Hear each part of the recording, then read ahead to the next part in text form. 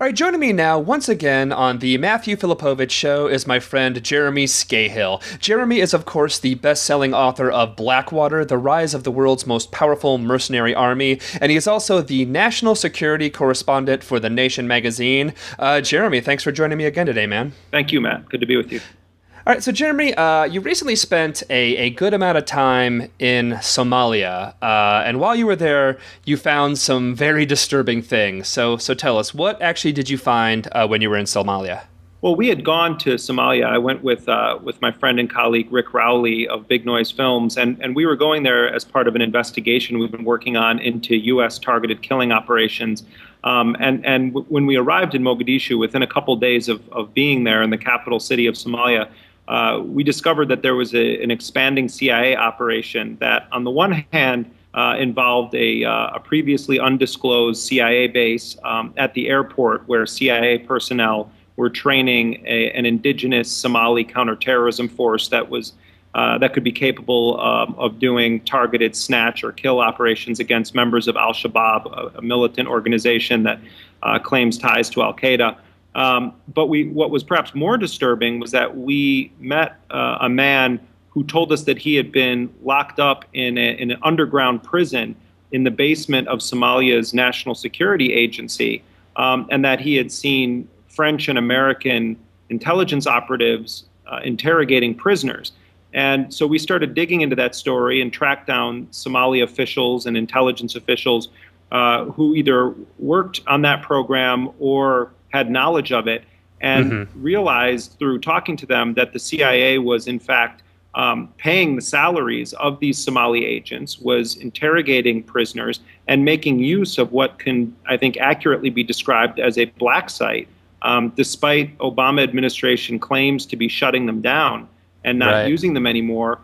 It seemed very much alive and well. And among the prisoners that were being held in this dungeon underground were people that had been snatched off the streets of neighboring Kenya, off the streets of Nairobi. And despite the fact that they're Kenyan citizens, they were taken by plane in the dead of night to Mogadishu and put into this prison. These are Kenyan citizens, and then interrogated by Somali and U.S. agents. And when I asked the U.S. government for comment on this, the official that they made available to me didn't deny any aspect of this story. Well, they're at the actual airport, so I mean, how can they if they're at the actual? Because if I remember, you could actually see it from the actual airport. Yeah, no, correct?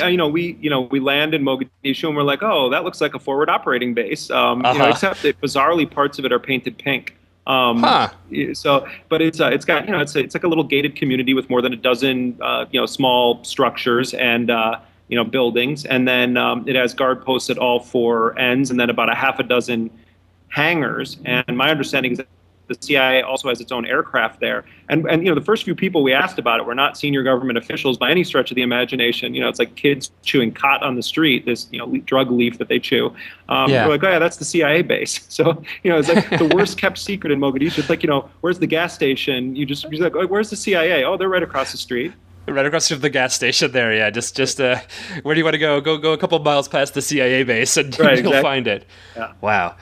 Okay, so you have the CIA there, and they have these black ops sites, which Barack Obama has claimed were no longer in use. That they're snatching up people from other countries, and holding them indefinitely. I imagine without charges, as per usual.